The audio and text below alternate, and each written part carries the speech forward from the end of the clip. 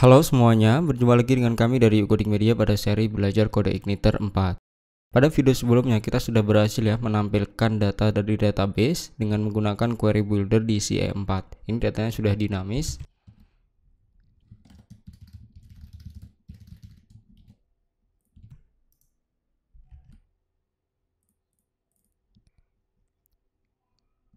Nah, ini tanggalnya kan kita masih default seperti ini ya. Kita bisa ganti formatnya menggunakan function bawaan PHP yaitu date.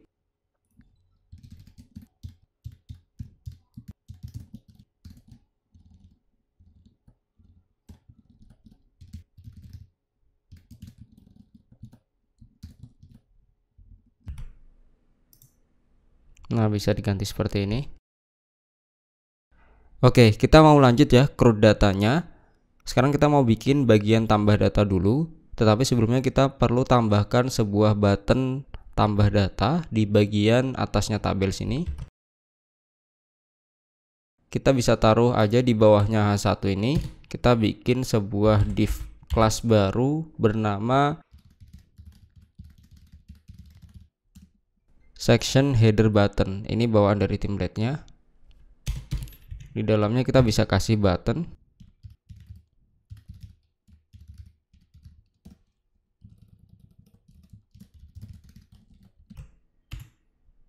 Nah, seperti ini ya. Kita bisa arahkan ke gawe slash semisal add. Nanti berarti kita perlu bikin function add di bagian controllernya. Kita arahkan dengan set URL mengarah ke gawe slash add. Nah, ini masih not found. Coba kita tambahkan function baru di bagian gawe. Nah, semisal di sini functionnya teman-teman bisa langsung tambahkan add dan tanpa membuat routes, atau bisa juga semisal di sini saya bedakan ya, saya bikin function bernama create.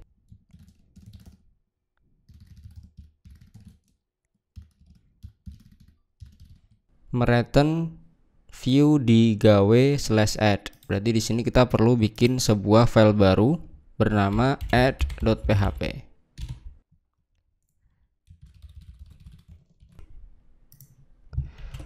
Lah, ini nggak ada ya, tapi kalau create dia ada. Ini kalau kita tidak menggunakan route resource bisa dipanggil nama controller kemudian nama functionnya. Cuman kita mau ke add, ini bisa kita timpal routes-nya di dalam config routes. Nah, di sini kita bikin baru. Saya pengennya kalau di get gawe add itu diarahkan ke gawe functionnya adalah create. Seperti ini. Ini juga fungsi dari routing. Nah, dia bisa ya. Jadi gawe add tetap bisa tampil data diarahkan ke functionnya apa. Oke, sekarang saya mau bikin dulu tampilan untuk tambah datanya. Kita bisa copy aja dari get. Kita pastekan di dalamnya add.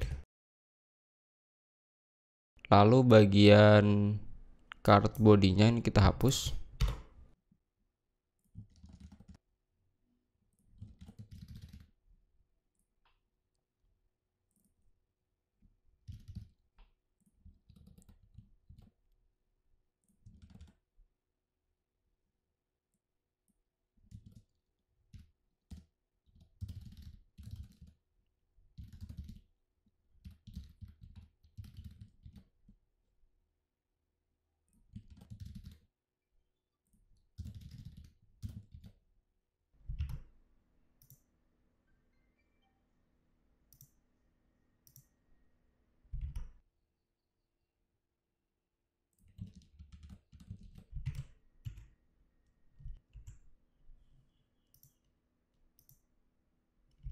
Sekarang untuk form inputannya kita bisa taruh di dalam card body di sini.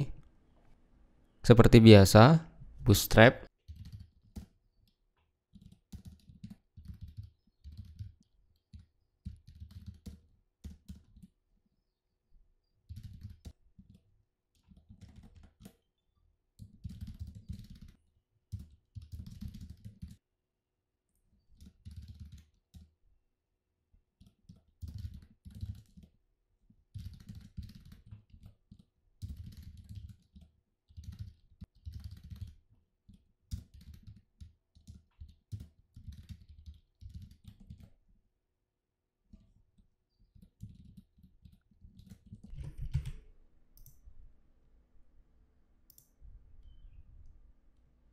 Inputannya 3 ya.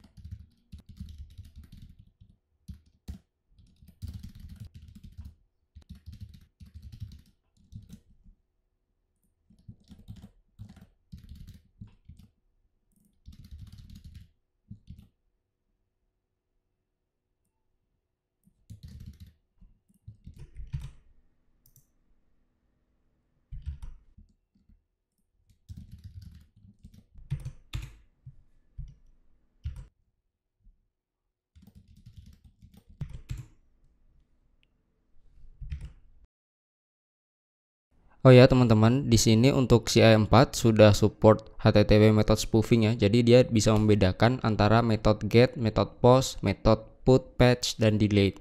Walaupun URL-nya itu sama. Jadi nanti kita form action-nya ini bisa kita arahkan ke gawe, tetapi di situ metodenya post.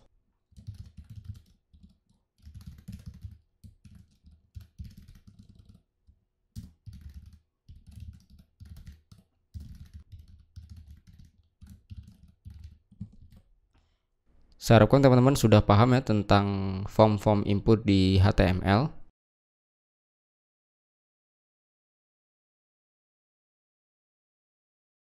Nah, di sini required.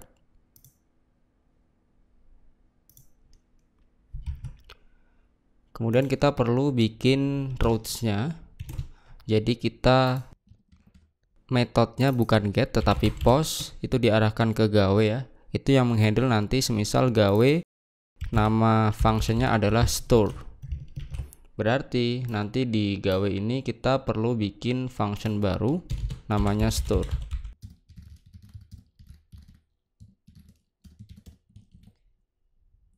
Nah, di sini tadi inputannya untuk name-nya saya samakan dengan field. Biar kita tidak perlu deklarasikan satu-satu ya. Jadi ketika kita panggil post dari inputan itu dia sudah otomatis array-nya berbentuk sesuai dengan nama fieldnya. Jadi di sini nama fieldnya saya sesuaikan untuk referensi di name dari inputannya. Kalau di sini berbeda berarti teman-teman perlu deklarasikan satu-satu ya nanti untuk memanggil inputan dari post tersebut. Tetapi kalau sama itu bisa lebih singkat scriptnya. Oke, kita cara yang cepat dulu ya. Ini cara 1. Itu kalau name-nya sama.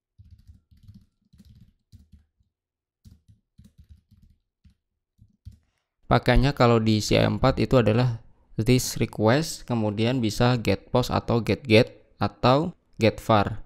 Kalau get var itu dia bisa 2, get post sama get. Cuman karena di sini post berarti kita this request get post.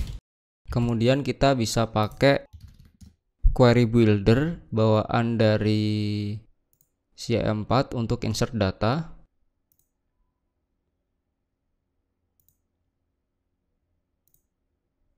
Nah, di sini caranya pakai insert ya, kemudian bisa pakai objek atau pakai array asosiatif.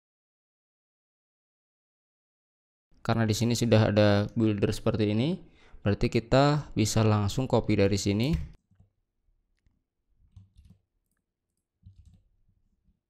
Kita bisa method chain insert, kemudian langsung variabel data. Jadi variabel data ini isinya kan dia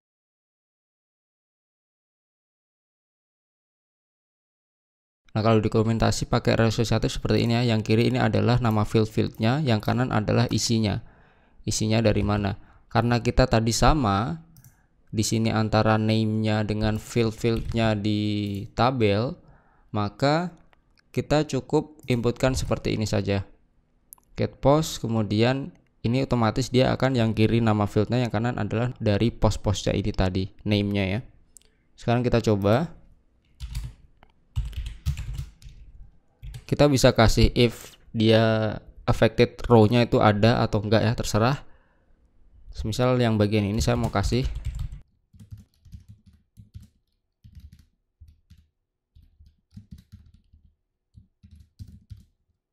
untuk function-function lebih lanjutnya teman-teman bisa pelajari dari dokumentasi kode igniter 4. Nah, kita bisa return redirect to kemana.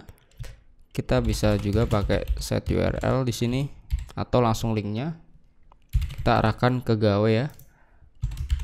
Kemudian kalau kita mau tambahkan seperti ini dulu aja deh.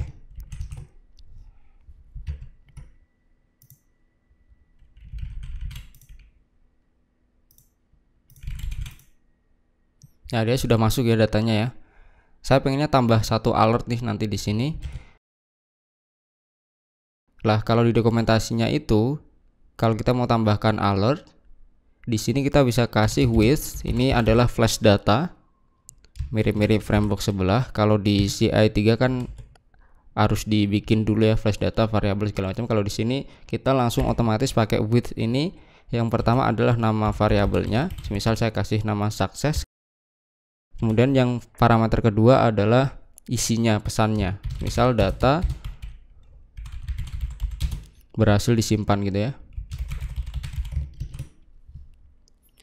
Nanti di bagian get-nya kita perlu tampilkan nih untuk flash datanya. Kita taruh di sini di atasnya section body. Kita bisa kasih if dulu jika if session get flash datanya itu ada. Jadi kalau di CI4 ini selain di base controller ini kita bisa deklarasikan this session seperti ini.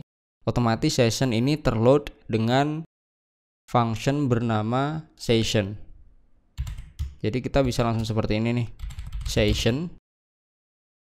Nah, di CI4 itu kita bisa langsung memanggil fungsi session itu dengan function session seperti ini.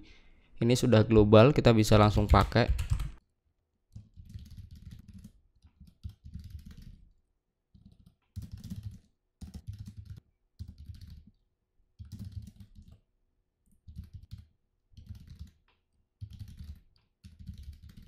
Kita kasih div alert dari Bootstrap.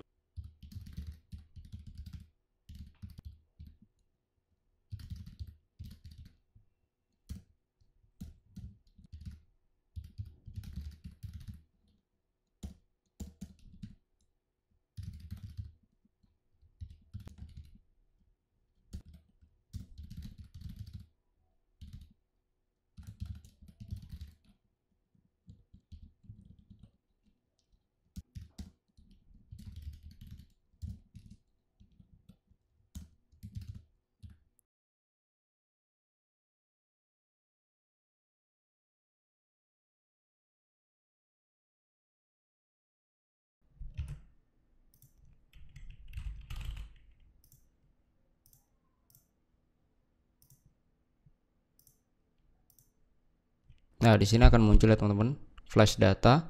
Ini kalau kita refresh akan hilang dia. Dan tadi juga ada button untuk close-nya.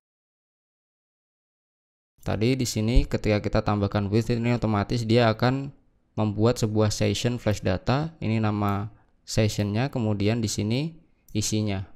Flash data ini bersifat sekali ya teman-teman. Ketika sudah tampil kemudian dihapus dia. Berbeda dengan session ketika login. Kemudian di sini tadi kita tambahkan alert tapi kita kasih if dulu. Jika dia session get flash datanya itu ada, baru ditampilkan. Di sini di echo isinya. Semisal mau tambahkan yang error juga bisa nanti.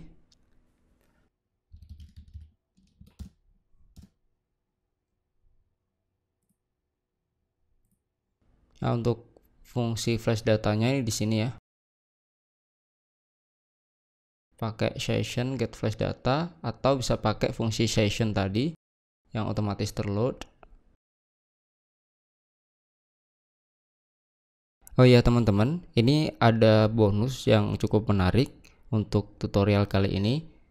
Ini kita form inputnya ini sebenarnya belum begitu secure. Kenapa? Karena ketika website ini semisal kita upload ke hosting atau server dan semisal aplikasinya ini public ya, belum ada login dan sebagainya, ataupun sudah ada login tetapi user bisa mendaftar, ketika URL ini dipanggil tidak melalui website ini, itu bisa di brute force, bisa di insert data berkali-kali di looping dengan terminal atau konsol ya. Kenapa? Karena ini belum menggunakan CSRF token. Nah, di framework itu biasanya tetap ada sih fitur CSRF token. Kalau di Laravel itu otomatis CSRF tokennya terload ya. Kalau di sini kita bisa setting nih di CE4, lebih mudah daripada CE3. Fungsinya adalah biar form inputan ini tuh bisa diinsert datanya hanya melalui halaman website ini, URL-nya hanya website ini, tidak bisa melalui semisal Postman atau konsol atau terminal yang lain gitu selain website ini. Oke, untuk implementasi dari CSRF token kita bisa cek di sini. Nah, ini menggunakan CSRF field. Nah, ini di sini ya teman-teman. Ada di file app config filters. Kita coba ke app config kemudian filters. Dia sudah di aliases. Nah, di sini dia ada CSRF.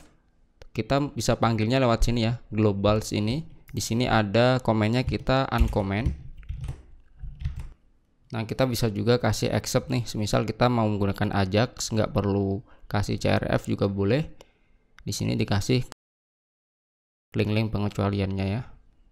Cara pakainya kita bisa kasih input tipe hidden CSRF token, atau bisa juga menggunakan ini function CSRF field, otomatis akan membuat input tipe hidden seperti ini. Oke, kita langsung saja coba praktekkan.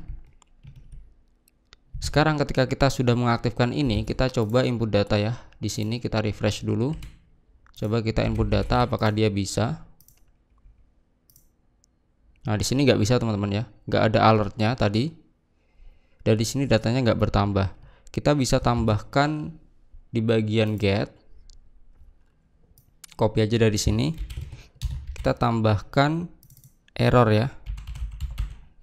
Jika sebuah formnya itu nggak bisa diinput, dia otomatis akan menambahkan sebuah flash data error. Kita bisa coba tampilkan. Di sini alertnya kita ganti danger biar merah.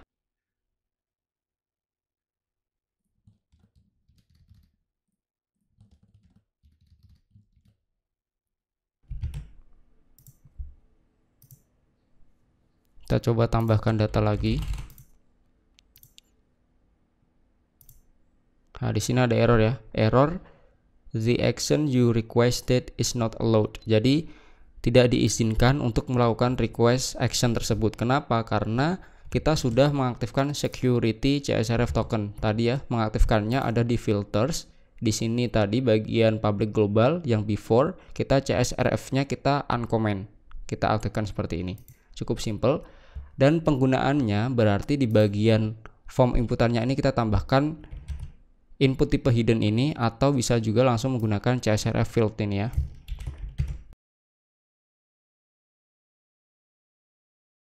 Oke, sebelum itu saya mau perlihatkan dulu nih untuk formnya biar teman-teman tahu bedanya. Di sini ini input teratas ini ya, setelah form input name gawe. Setelah kita tambahkan CSRF field seperti ini, function CSRF field bawaan CE4, kita echo seperti ini. Kita coba refresh. Kita inspect di sini. Nah, ini ada tambahan ya teman-teman. Hidden name-nya CSRF taste name, kemudian value-nya ini.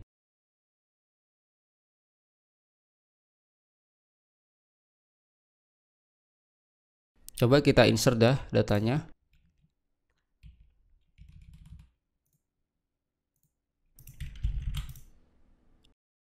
Nah, dia baru berhasil nih, baru sukses ya. Setelah kita tambahkan tadi CSRF field. Jadi security-nya sudah tambah aman. Nah, untuk nama ini tadi CSRF test name kita bisa setting di bagian config atau juga di env. Kita cari aja CSRF. Nah, di sini ya. Semisal di sini pagarnya saya hilangkan, saya kasih nama CSRF nikah gini ya. Coba kita refresh. Nah, maka di sini untuk bagian tipe hidden name-nya otomatis menjadi CSRF Unikah, tidak lagi yang default. Bisa kita setting di sini atau lewat config. Oke, ini CRUD-nya sudah selesai. Saya akan perlihatkan lagi untuk script-nya.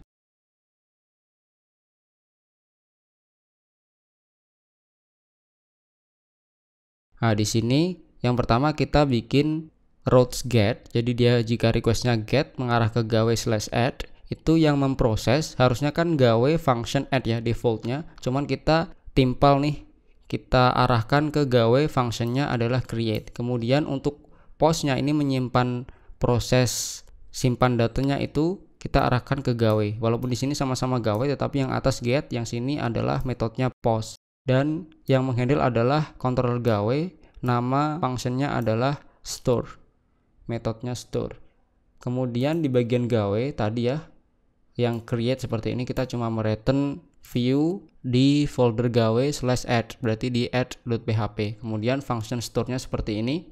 Ini cara satu, name-nya sama seperti ini prosesnya. Kemudian di bagian get ini kita cuma tambahkan button aja ya, button mengarah ke add, sama session jika berhasil, sama jika ada error.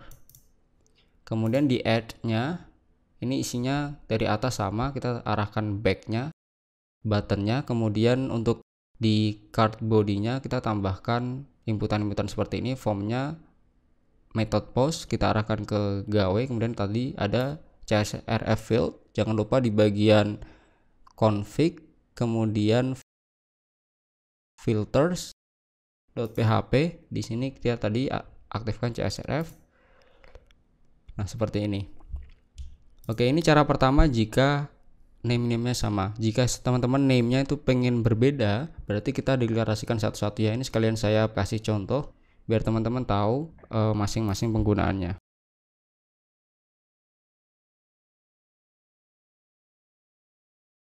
Kita bisa bikin array asosiatif, kita tampung ke sebuah variabel.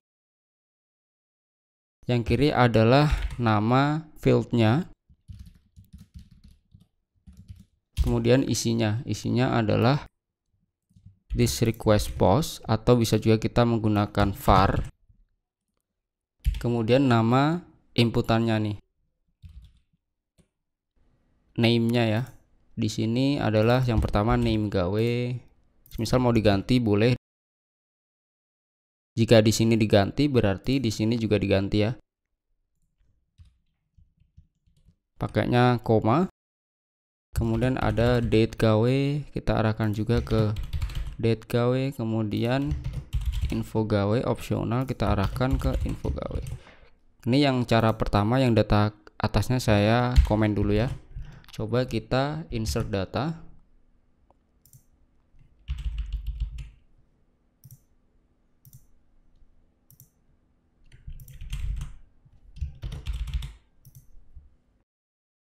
Dan di sini datanya juga masuk ya teman-teman, berhasil.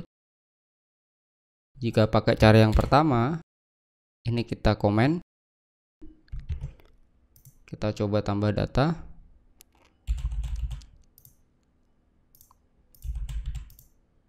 Nah, di sini juga masuk nih datanya ya.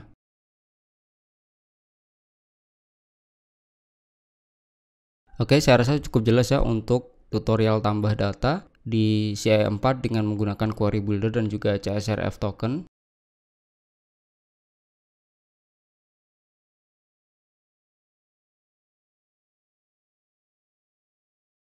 Selanjutnya kita mau bikin edit dan hapus data. Jangan lupa untuk subscribe, dan jika teman-teman mengikuti tutorial ini berhasil, silahkan buat story di Instagram, kemudian tag akun IG kami @yukcoding, nanti akan kami repost. Terima kasih banyak, sampai berjumpa di tutorial menarik selanjutnya. See you, happy coding!